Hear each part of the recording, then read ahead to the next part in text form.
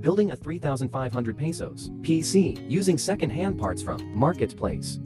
The motherboard is Asus H110MK. I bought it for only 1,100 pesos. The CPU is i3-7100. Bought it for 900 pesos. The RAM is 4GB DDR4. Bought it for only 350 pesos. Storage is 500 gigabytes HDD. Bought it for 400 pesos. The SU is 600 watts. Bought it for 400 pesos. And for the case is in play. Bought it for only 350 pesos. I bought this fans in orange app. Let's start to build. First, ready your motherboard. Then put the CPU in.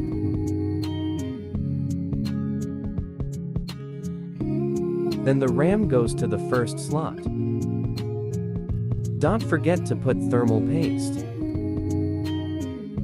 Then the CPU cooler.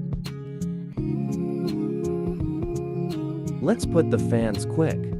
Wow! Then screw the